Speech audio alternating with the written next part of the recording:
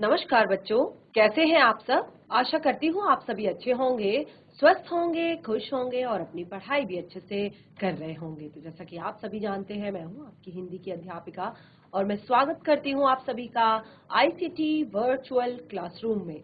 और आज हम यहाँ पर एकत्रित हुए हैं पढ़ने के लिए क्लास 10th की हिंदी। आज हम पढ़ेंगे क्लास 10th की हिंदी में हमारी कृतिका पाठ्य पुस्तिका भाग 2 का चैप्टर साना साना हाथ जोड़ी। तो इसको हम अपने लास्ट 2 सेशन से पढ़ रहे हैं और काफी सारी चीजें, काफी सारी बातें हमने इस पाठ में पढ़ी। और यहाँ पर जो मधु कंकड़िया जी हैं लेखिका, उनके इस लेख को, इस यात्रा वृतांत को हम यहाँ पर पढ़ रहे हैं कि किस तरह से मधु कांकड़िया जी ने अपनी जो गैंगटॉक से लेकर जो सिक्किम से लेकर जो उनके युमथांग तक की यात्रा है, उसका वर्णन यहाँ पर किया है। तो चलिए स्टार्ट करते हैं। एक बार फिर से जो चीजें हमने लास्ट सेशन में पढ़ी थी उन्हें रिवाइज कर लेते हैं और उसके बाद पाठ से जुड़े हुए बाकी के जो हमारा पूरा टॉपिक शेष रह गया है उस पर हम डिस्कस करेंगे। तो देखिए, हमने यहाँ पर मधु कांकड़िया जी के द्वारा जो चैप्टर का नाम साना साना हाथ जोड़ी, उसका मीनिंग हमने यहाँ पर बताया था। तो ये एक प्रार्थना है जो वहाँ के बच्चों के द्वारा सुबह के समय जब स्कूल शुरू होता है तो उस समय पर ये प्रार्थना की जाती है। साना साना हाथ जोड़ी गर्दहु प्रार्थना, अर्थात छोटे छोटे हाथों को जोड़कर प्रार्थना करना। और इस तरह से हिमालय को देखकर उनके मन में कौन सी प्रार्थना आती है। सबसे पहले लेखिका का परिचय हमने यहाँ पर पढ़ा था और हिमालय के सौंदर्य को देखकर, हिमालय की सुंदरता को देखकर लेखिका के मन में कौन सी प्रार्थना हिमालय के लिए आती है। मेरे नगपति मेरे विशाल, मेरे नगपति मेरे विशाल, साकार दिव्य गौरव विराट, पौरुष के पूंजीभूत ज्वाल, मेरी जननी के हिम किरीट, मेरे भारत के दिव्य भाल, मेरे नगपति मेरे विशाल। रामधारी सिंह दिनकर जी की ये कविता उनके मन पर चढ़ जाती है जब वो हिमालय को करीब से देखती हैं, जब वो हिमालय को नजदीक से देखती है। उसके बाद यहाँ पर सोहन लाल द्विवेदी जी का हिमालय का जो संदेश है, सोहन लाल द्विवेदी जी का, खड़ा हिमालय बता रहा डरो न आंधी पानी में, खड़े रहो तुम अविचल होकर सब संकट तूफानी में, डगो न अपने प्रण से तुम सब कुछ पा सकते हो प्यारे, तुम भी ऊंचे उठ सकते हो, छू सकते हो नभ के तारे। अचल रहा जो अपने पथ पर, लाख मुसीबत आने पर, मिली सफलता जग में उसको, जीने में मर जाने में। तो इस तरह से यहाँ पर सोहन लाल द्विवेदी जी की कविता भी यहाँ पर लेखिका को याद आती है, हिमालय के उस सुंदर दृश्य को देखकर जो वो आगे आगे बढ़ती जा रही है। और उसके बाद उन्होंने यहाँ पर कंचनजंगा, जो हिमालय की एक तरह से पंच एक तरह से महान बर्फ की 5 खजाने, यानी कि यहाँ पर 5 चोटियां हैं। तो इन 5 चोटियों को देखकर लेखिका के ने यहाँ पर कंचनजंगा का भी वर्णन किया है। और साथ ही उन्होंने यहाँ पर वर्णन किया है गैंगटॉक शहर का। उन्होंने यहाँ पर और किस तरह की सुंदरता यहाँ पर है। उन्होंने कहा यहाँ की सुबह भी सुंदर है, यहाँ की शामें भी सुंदर है, यहाँ का दिन भी सुंदर है, यहाँ की रातें भी सुंदर है।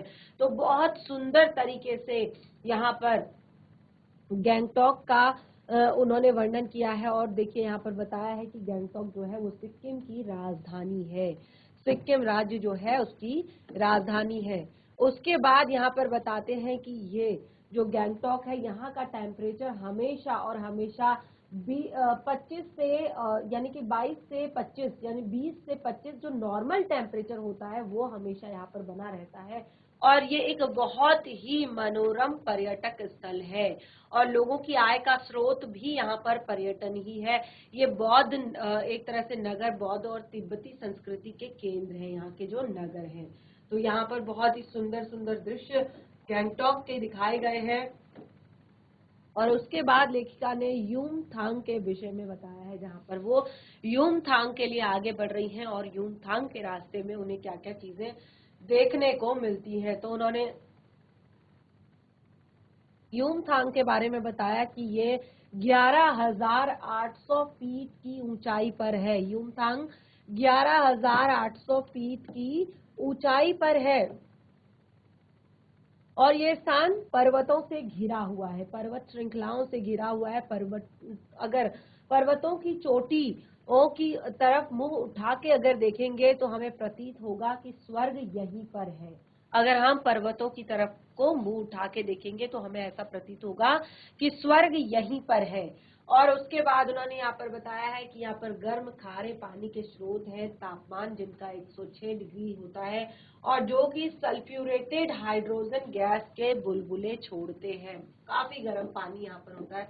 उसके बाद उन्होंने यूमथांग के 0 पॉइंट को बताया है। 0 पॉइंट के लिए उन्होंने कहा है कि जहां पर चीन की सीमा काफी नजदीक होती है और यहाँ पर मई के महीने में भी यानी कि भीषण गर्मी के समय पर भी बर्फ अनुभव की जा सकती है।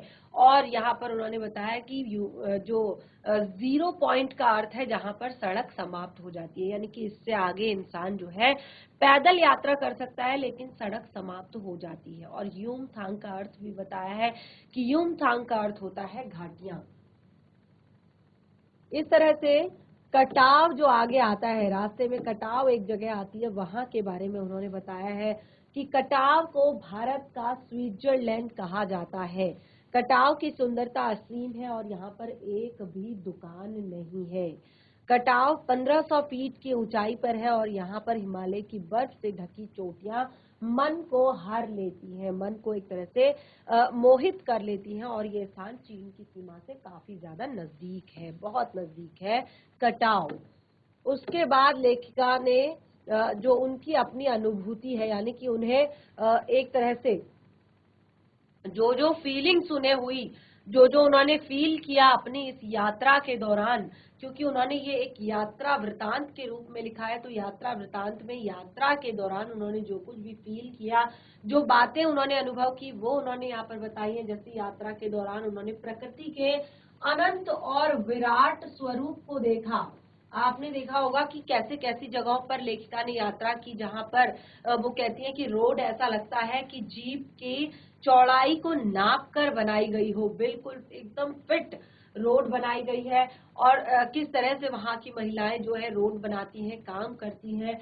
और उसके बाद यहाँ पर देखिए हिमालय से जो बहता झरना है उसमें जीवन की शक्ति का एहसास हो रहा है और उसे लग रहा है कि उनकी सारी जो बुरी बातें हैं, सारी जो बुरी सोच है, सारी जो बुरी आदतें हैं, वो इस निर्मल धारा में बह गई है, जलधारा के साथ बह गई है।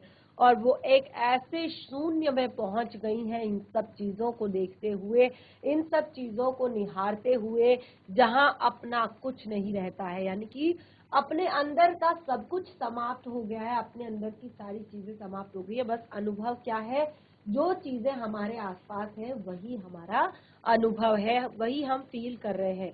और वो कहती हैं कि जहाँ सब कुछ अपना कुछ नहीं रहता और लग रहा है कि वह ईश्वर के निकट पहुंच गई है, ऐसा लग रहा है कि वे ईश्वर के निकट पहुंच गई है। इस तरह से काफी सारी बातें यहाँ पर लेखिका ने अपने अनुभव के आधार पर बताई है और लेखिका को एक सुखद अनुभूति का अनुभव हो रहा है, बहुत अच्छा एक तरह से फील उन्हें हो रहा है, एक सुखद अनुभूति उन्हें हो रही है। अब देखिए यहाँ पर कुछ जरूरी जो बातें हैं लेखिका ने बताई है वो कि यहाँ पर किस तरह से प्रकृति के साथ खिलवाड़ किया जा रहा है। तो चलिए चलते हैं हम अपने चैप्टर की तरफ, अपने पाठ की तरफ, और वहीं से हम पढ़ते हैं क्या कुछ बताया है आगे लेखिका ने अपने इस पाठ में, अपने इस यात्रा वृतांत में। तो चलिए, जैसे कि यहाँ पर लेखिका अब ये शुरुआत की बातें हैं, उन्होंने काफी सारी बातें यहाँ पर बताई हैं शुरुआत में कि किस तरह से उन्होंने अपनी यात्रा प्रारंभ की, किस तरह से अपनी यात्रा को उन्होंने शुरू किया। और उसके बाद उन्होंने यहाँ पर काफी सारी चीजें बताई हैं प्रकृति के सौंदर्य के बारे में। यहाँ पर उन्होंने बहुत सारी चीजें अपनी सह यात्री जो है उनके बारे में बताई हैं। और देखिए उन्होंने यहाँ पर कहा है कि देखिए अब जो है आगे बढ़ते जा रहे हैं और खतरा जो है धीरे धीरे बढ़ रहा है। खतरा क्या है, धीरे धीरे बढ़ रहा है और रास्ते और भी संकरे होते जा रहे हैं, और भी छोटे होते जा रहे हैं। और ऐसा लग रहा है जैसे रास्तों को टेप से नाप कर टेप से नापकर जीभ के जितना ही चौड़ा बनाया गया हो और अगर जरा सा भी संतुलन बिगड़ जाता है, अगर जरा सा भी संतुलन बिगड़ जाता है और इंच भर भी जीभ इधर से उधर खिसकती है, यानी कि अगर चलते हुए इंच भर भी उनकी जीप अगर इधर से उधर खिसकती है तो सीधे घाटियों में पहुंच जाएंगे, यानी कि गाड़ी जो है ऊंचे पहाड़ से पलट पलट कर सीधे नीचे खाई में या घाटी में गिर जाएगी।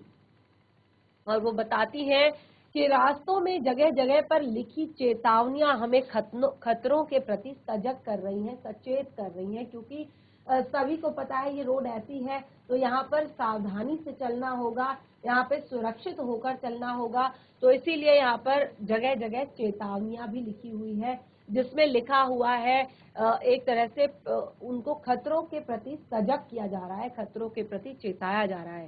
सामने ही लिखा था, वो कहती हैं सामने ही लिखा था, धीरे चलाएं, घर में बच्चे आपका इंतजार कर रहे हैं। लेखिका कहती है बिल्कुल सामने ही लिखा था कि धीरे चलाएं, घर में बच्चे आपका इंतजार कर रहे हैं। और वो कहती है थोड़ा और आगे बढ़े कि फिर एक चेतावनी थी, beware man eater out around, beware man eater around, यानी कि हमें सावधान रहना है, हमारे आसपास आदमखोर हैं, पर हमें नरभक्षी जानवर नहीं, दूध देने वाले याक दिखे। जैसे यहाँ पर लिखा हुआ beware man eater around, यानी कि आपके आसपास नरभक्षी यानी कि कोई भी जानवर हो सकता है, जंगली भालू हो सकता है, जंगली सुअर हो सकता है या शेर हो सकता है, कोई भी आपके आसपास आदमखोर हो सकता है। लेकिन लेखिका कहती है कि हमें उस जगह पर नरभक्षी जानवर नहीं बल्कि दूध देने वाले याक मिले। काले काले ढेर सारे याक, पहाड़ों पर गिरती बर्फ से प्राकृतिक ढंग से रक्षा करने वाले घने घने बालों वाले याक। सूरज ढलने लगा था, अब शाम होने लगी थी और लेखिका कहती हैं हमने देखा कुछ पहाड़ी औरतें गायों को चराकर वापस लौट रही है। जो कुछ पहाड़ी औरतें हैं वो गायों को चराकर वापस लौट रही है। कुछ के सर पर लकड़ियों के भारी भरकम गट्ठर है और ऊपर आसमान फिर से धुंध और बादलों से घिरा हुआ था। रात शाम होने वाली है, एक तरह से दिन ढलने वाला है। महिलाएं और बच्चे गायों को चराकर वापस घर आ रहे हैं और कुछ महिलाओं के सर पर लकड़ी के भारी भारी गट्ठर है और अब फिर से आसमान में धुंध छा गई है और एक तरह से आसमान बादलों से घिर चुका है। अब लेखिका कहती है उतरती संध्या में जीप अब चाय के बगानों से गुजर रही थी। उतरती संध्या, अब शाम जो है धीरे धीरे ढल रही थी और शाम ढलते हुए अब उनकी जीप जो है चाय बागानों से गुजर रही थी। वो कहती है इस बीच फिर से एक दृश्य ने उन्हें अपनी ओर खींचा, इस बीच फिर से एक दृश्य ने उन्हें अपनी ओर खींचा।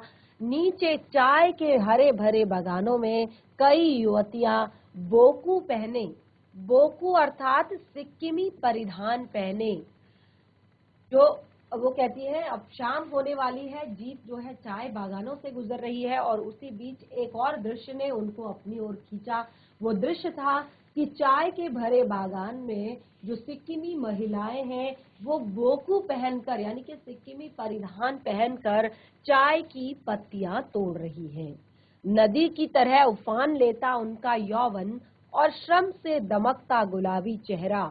एक युवती ने चटक लाल रंग का बोकू पहन रखा है। लेखिका कहती है कि वो बहुत ही ज्यादा सुंदर है, बहुत ही ज्यादा प्यारी है। एक तो जो जहाँ पर वो खड़ी हैं वो हरी भरी जगह है और उसमें उन्होंने चटक रंग के कपड़े पहने हुए हैं, गोरी चिट्टी है, बहुत ही ज्यादा सुंदर है और जवान है।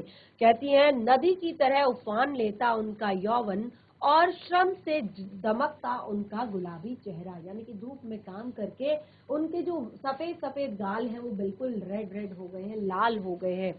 एक युवती ने चटक रंग का बोकू पहन रखा है। सघन हरियाली के बीच चटक लाल रंग डूबते सूरज की स्वर्णिम और सात्विक आभा में कुछ इस कदर इंद्रधनुषी छटा बिखेर रहा है कि मैं मंत्रमुग्ध सी चीख पड़ी। तो लेखिका कहती है देखिए, जब हम किसी बहुत ही सुंदर चीज को देख लेते हैं तो अचानक हमारे मुख से बहुत तेज आवाज निकलती है, वाव, आश्चर्यचकित होकर, वंडरफुल, ब्यूटीफुल, बहुत सुंदर। इस तरह से आवाज हमारे मुख से अपने आप ही आ जाती है जब हम कोई सुंदर सी चीज देख लेते हैं। तो लेखिका कहती है कि इस सघन, एक जो वहां की युवती थी जो चाय की पत्तियां तोड़ रही थी, उसने चटक लाल रंग का बोकू पहना हुआ था और सघन हरियाली के बीच, क्योंकि जो चाय का बागान होता है आपने देखा होगा उसमें कितनी ज्यादा चटक हरियाली होती है, तो उस चटक हरियाली के बीच एक लाल रंग का चटक रंग ऐसा लग रहा था जैसे डूबता हुआ सूरज स्वर्णिम और सात्विक आभा से। डूबता हुआ सूरज कैसा होता है? लाल रंग का होता है। तो डूबता हुआ सूरज जैसे स्वर्णिम और सात्विक आभा में कुछ इस कदर इंद्रधनुषी छटा बिखेर रहा था कि मैं मंत्रमुग्ध सी चीख पड़ी। इतना अधिक सौंदर्य मेरे लिए असह्य था। वो कहती हैं कि इतनी ज्यादा सुंदरता मैंने कभी नहीं देखी थी, इतना ज्यादा सौंदर्य मेरे लिए असह्य था, मैं उसको समेट नहीं पाई अपने अंदर, और अचानक ही मेरे मुख से चीख निकल पड़ी, जैसे हम कहते हैं ना, वाओ, ब्यूटीफुल। तो बिल्कुल इसी तरह से वो एकदम से उनके मुंह से चीख निकल पड़ी।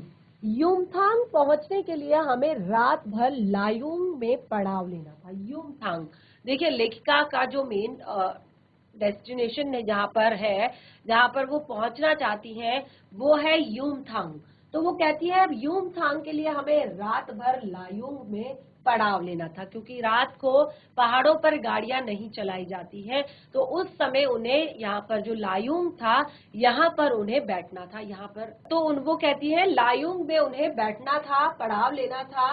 गगनचुंबी पहाड़ों के तल में सांस लेती एक नन्ही सी शांत बस्ती लायुंग। लेखिका कहती है कि गगनचुंबी पहाड़ों के बीच, इतने बड़े बड़े पहाड़, ऐसा लग रहा था मानो वो गगन को चूम रहे हो, आकाश को चूम रहे हो, इतनी ऊंचाई उनकी ज्यादा थी, और उन्हीं की तलहटी में उनके निचले स्तर पर एक नन्ही सी शांत सी, ऐसा लग रहा था ये सांस ले रही है, ये जीवित है, नन्ही सी सांस लेती शांत बस्ती जिसका नाम था लायुंग। सारी दौड़ धूप से दूर जिंदगी जहां निश्चिंत सो रही थी, शहर की जो दौड़ धूप है वहां से दूर ऐसा लग रहा था यहाँ पर जिंदगी निश्चिंत होकर सो रही है। तो देखिए आगे लेखिका कहती है, उसी लायुंग में हम ठहरे थे, उसी लायुंग में हम ठहरे हुए थे। तो उस लायुंग के बारे में बताती हैं कि इतना सुंदर है, इतना प्यारा है, और वहीं पर हम ठहरे हुए थे। तिस्ता नदी के तीर पर बसे लकड़ी के एक छोटे से घर में, वो कहती हैं कि हम वहीं पर रुके जो कि तिस्ता नदी के तट पर था, और एक छोटा सा लकड़ी का घर। तुरंत हाथ मुंह धोकर तिस्ता नदी के किनारे बिखरे पत्थरों पर बैठ गई। लेखिका कहती है कि क्योंकि शाम होने वाली थी, रात होने वाली थी, तो मैं तुरंत ही फटाफट हाथ मुंह धोकर तिस्ता नदी के किनारे जो पत्थर बिखरे हुए थे उन पत्थरों पर जाकर बैठ गई। और सामने बहुत ऊपर से बहता झरना नीचे कल कल बहती तिस्ता में मिल रहा था। लेखिका कहती है कि सामने ऊपर एक झरना जो है वो बह रहा था और वो आकर तिस्ता नदी में मिल रहा था, तिस्ता नदी में एक तरह से मिल रहा था। मंदिम मंदिम हवा बह रही थी। मंदिम मंदिम यानी कि धीरे धीरे हल्की हल्की हवा भी चल रही थी। पेड़ पौधे झूम रहे थे, गहरे बादलों की परत ने चांद को ढक रखा था। पेड़ पौधे झूम रहे थे, हल्की सी हवा चल रही थी, और गहरे बादलों की जो परत है उसने चांद को ढक लिया था। चांद नहीं निकला हुआ था, अंधेरा था। बाहर परिंदे और लोग अपने घरों को लौट रहे हैं। रात्रि होने वाली है। परिंदे हो, पक्षी हो, पशु हो, चाहे लोग हो, सब अपने अपने घरों को लौट रहे हैं, और वातावरण में अद्भुत शांति है। और ये इस वातावरण में अद्भुत शांति है मंदिर की घंटियों सी, घुंघरुओं की रुंझुनाहट सी, आंखों में अनायास भर आई, ज्ञान का नन्हा सा बोधिसत्व जैसे भीतर उगने लगा। वही सुख और शांति और सुकून है जहां अखंडित संपूर्णता है। पेड़, पौधे, पशु और आदमी सब अपनी अपनी लय ताल गति में है। तो वो कहती है एक ऐसा लग रहा था कि सब कुछ अपनी गति से चल रहा है, सब कुछ, चाहे पेड़ पौधे हो, चाहे एक तरह से लोग हों, चाहे पशु पक्षी हो, चाहे कोई भी हो, ऐसा लग रहा था कि सब में एक लय है, सब में एक तान है, सब में एक गति है, जो बिल्कुल आपस में एक तालमेल बिठाकर सब चल रहे हैं। हमारी पीढ़ी ने प्रकृति की इस लय ताल और गति से खिलवाड़ कर अक्षम्य अपराध किया है। देखिए यहाँ पर अब लेखिका ने प्रकृति से खिलवाड़ की बात अपने इस पाठ में की है, अपने इस यात्रा वृतांत में की है। और आपने भी देखा होगा कि आजकल जो पहाड़ों की स्थिति है पहले जैसी नहीं रही। अब क्या होता है, जब पर्यटक यहाँ से जाते हैं तो क्या करते हैं, बहुत सारा सामान अपने साथ लेकर जाते हैं, खाने पीने का और बाकी चीजें। तो क्या करते हैं, उनके रैपर, कूड़ा कचरा वो वहीं पर उसी जगह पर फेंक आते हैं। और आपको पता है कि प्लास्टिक जो है कितना ज्यादा हानिकारक है हमारी इस धरती के लिए, क्योंकि वो जल्दी से नष्ट नहीं होता है। और उसको नष्ट करने के जो तरीके हैं वो भी एक तरह से, अगर हम उसको जलाएं तो भी बहुत ही गंदी जो गैसेस हैं उससे निकलती है। तो यहाँ पर लेखिका कहती है कि हमारी पीढ़ी ने प्रकृति की इस लय ताल और गति से खिलवाड़ किया है। यानी कि प्रकृति के अपने नियम थे, वो अपने नियम से चलती थी, तो सारी चीजें बिल्कुल सामान्य तरीके से होती थी, सारी चीजें जो है बिल्कुल नॉर्मल तरीके से होती थी। लेकिन जैसे ही हमने प्रकृति के साथ खिलवाड़ करना शुरू किया, सबसे पहले हमने खिलवाड़ करना शुरू किया कि हमको, देखिए नॉर्मल हम राशन उगाते हैं, धान उगाते हैं, गेहूं उगाते हैं और भी जो फसलें उगाते हैं, तो हम क्या करते थे पहले कि नॉर्मल जो गोबर वाली खाद होती है उसको खेतों में डाला जाता था। लेकिन ज्यादा उपजाऊ अपनी खेती को बनाने के लिए और टाइम से पहले चीजें प्राप्त करने के लिए काफी सारे केमिकल्स का यूज किया जाने लगा, काफी सारे खाद और बाकी प्रोडक्ट्स का यूज किया जाने लगा। तो इस तरह से क्या हुआ कि हमारी जो सॉइल है, हमारी जो मिट्टी है, वो धीरे धीरे खराब हो गई और अब उसको उन्हीं चीजों की आदत पड़ गई। तो यहाँ से सॉइल पॉल्यूशन स्टार्ट हो गया। और फिर हमने जब देखिए मिट्टी जो है वो पानी को अवशोषित करती है, जल को अवशोषित कर लेती है। तो जब वो वर्षा के जल को अवशोषित करती है और वही पानी हमारी नदियों में, तालाबों में जाता है, तो इससे क्या होता है कि हमारे नदी, तालाब, पौंड जो है उसमें रहने वाले जीव जंतु मरने लगते हैं, उनकी संख्या कम होने लगती है और वो पानी आपको पता ही है कि वो किस तरह का होगा। तो देखिए हिमालय, अब लेखिका कहती है कि हमारी इस पीढ़ी ने, जो हमारी नई पीढ़ी है, उसने प्रकृति की इस लय ताल और गति से खिलवाड़ करने का अक्षम्य अपराध किया है। अक्षम्य यानी कि जिसको क्षमा नहीं किया जा सकता, जिसको माफ नहीं किया जा सकता। अब कहती है हिमालय अब मेरे लिए कविता ही नहीं दर्शन भी बन गया है। हिमालय के बारे में पहले वो एक केवल और केवल कविता लिखती थी, लेकिन लेखिका कहती है अब हिमालय मेरे लिए केवल कविता नहीं बल्कि दर्शन भी बन गया है। अब आगे बढ़ते हैं। लेखिका कहती है अंधेरा होने के पहले ही किसी प्रकार डगमगाती शिलाओं और पत्थरों से होकर तिस्ता नदी की धार तक पहुंच गई। लेखिका कहती है कि मैं अंधेरा होने से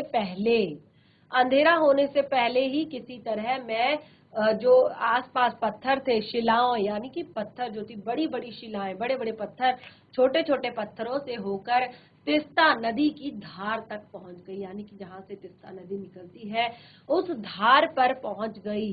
और लेखिका कहती है बहते पानी को अपनी अंजलि में भरा तो अतीत भीतर धड़कने लगा।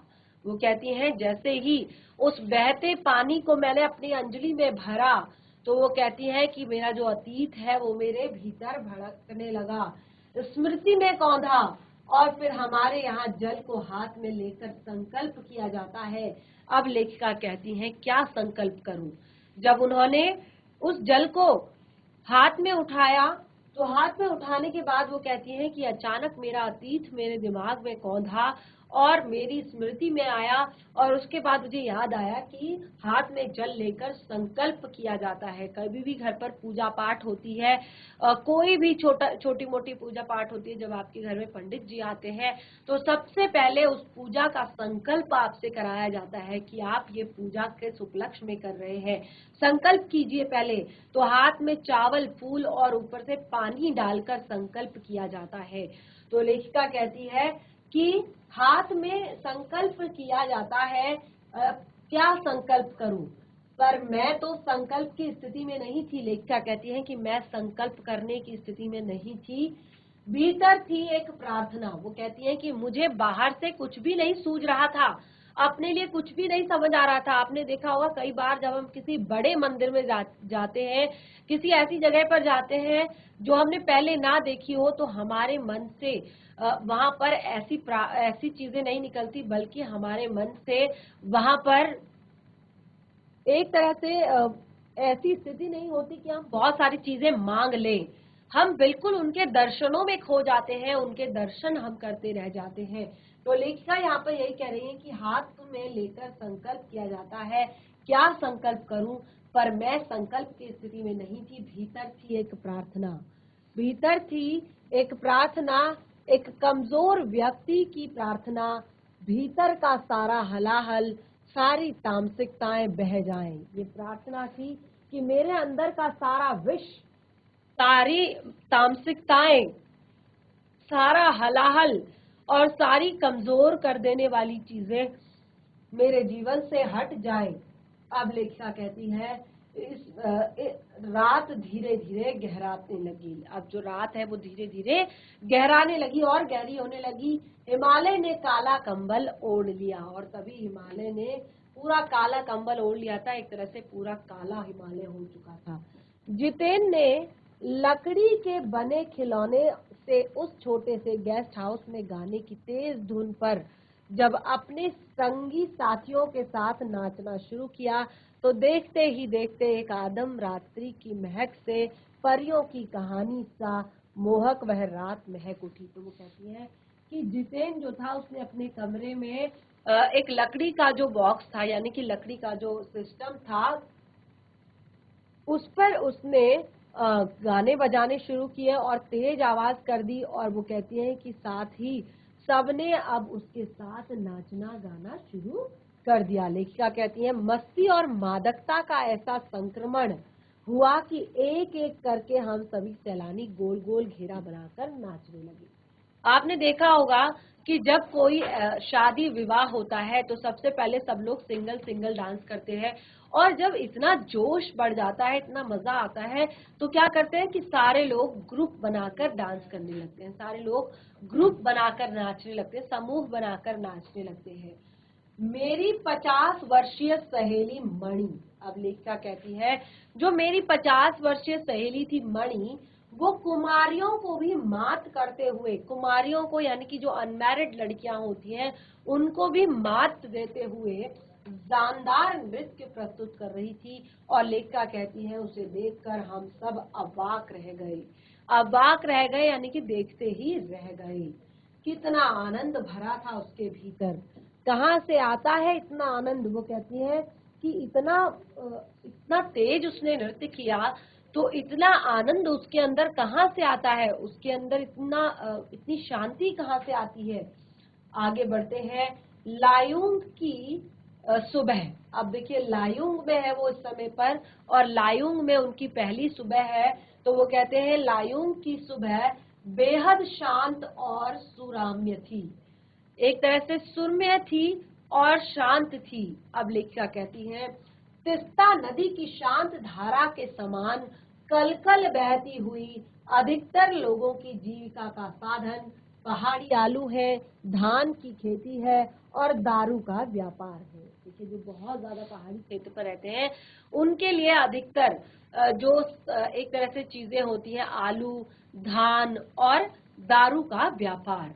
सुबह मैं अकेले ही टहलने निकल गई। लेखिका कहती है सुबह होते ही मैं अकेले ही टहलने निकल गई। मैंने उम्मीद की थी कि जहां मुझे बर्फ मिलेगी, पर अप्रैल के शुरुआती महीने में यहाँ बर्फ का एक कतरा भी नहीं था। तो देखिए अभी तक हमने काफी सारी चीजें इसमें पढ़ ली हैं, फिर से अपने चैप्टर को आगे कंटिन्यू कर लिया है। तो इसके लिए अब जो आप नेक्स्ट सेशन में पढ़ेंगे उसके लिए आपको अपना ये पूरा चैप्टर घर पर एक बार रिवाइज करना पड़ेगा। हर बार की तरह नेक्स्ट टाइम भी हम कुछ महत्वपूर्ण तथ्यों को डिस्कस करेंगे और साथ ही पाठ से जुड़े हुए प्रश्न उत्तर करेंगे। तो इस तरह से हमारा ये जो चैप्टर जो सेशन है वो आज यहाँ पर समाप्त होता है। तब तक के लिए धन्यवाद। आपका दिन शुभ हो।